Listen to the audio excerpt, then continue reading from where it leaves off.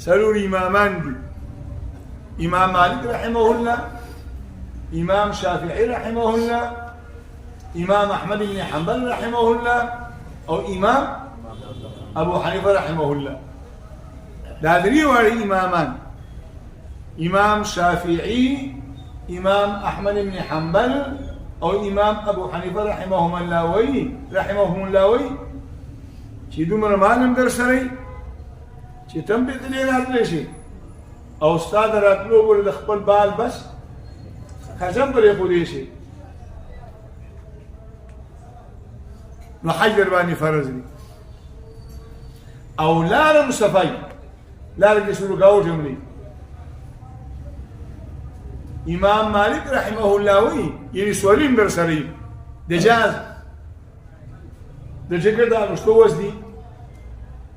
امام مالک رحمه الله دا ډېر لوی محدث هم دی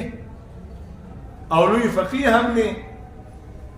او لقب دی امام دار الهجرت د مدینه منورې اوسیدونکی دی دا هغه مذهب دا دی کله یو سړي سره یو روپۍ هم نه کړ یو روپۍ مو سره نه او جګ جوړ دی ځوان دی تکړه دی او په کار کسب کولو باندې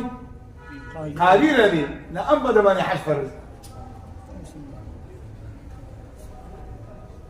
بيجي بخبر هم په د باندې حج فرض دی زیبه کله میاش کې ورسېدو کله کار کې ورسېدو په دې لار کې بزان له روټي مګټي او سفر مم کوي او حج ته وځي